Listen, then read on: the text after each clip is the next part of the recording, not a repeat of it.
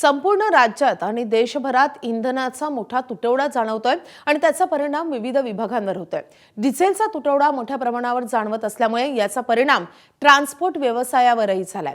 Diesel वेळेवर मिळत नसून ज्या ठिकाणी डिझेल उपलब्ध आहे त्या ठिकाणी अत्यंत कमी डिझेल उपलब्ध होत असल्यामुळे ट्रान्सपोर्टचा व्यवसाय चालवायचा तरी कसा असा प्रश्न ट्रान्सपोर्ट संघटनेने उपस्थित केलाय।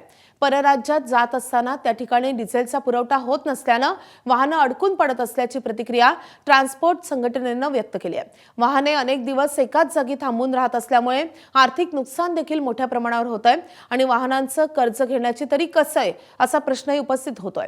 शासनाने इंधनाच्या पुरवठ्याबाबत लवकरात लवकर तोडगा काढावा, अन्यथा संपावर जाण्याचा इशारा धुळ्यातल्या ट्रान्सपोर्ट संघटनेने दिला आहे।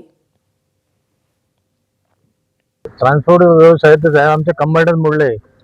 पहिले इतके डिझेल वाढ झाले, धंदे नाहीये, त्याच्यात हे डिझेल वाढल्यामुळे आज सकाळी समजा आमच्या ट्रान्सपोर्टवाल्याने एखादी फॅक्टरीला गाडी लावली।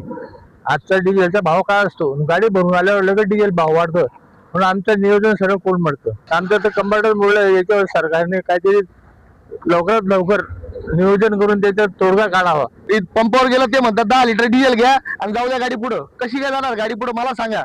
आम्हाला जर 300 किलोमीटर जायचं, 10 किलोमीटर मध्ये जर 50 किलोमीटर गाडी चालणार तर आम्ही 300 किलोमीटर जायचं कसं? आता मागणी हीच आहे, बँकेवाले तर हप्ता सोडणार नाहीये, त्याच्यामुळे डिझेलचे काय आहे परिणाम ते करावे, नाही तर आत्महत्या 2 महिन्यासाठी स्थगिती द्यावं आणि बँकेला निवेदन देऊन आमचे हप्ते रोखण्यात यावे।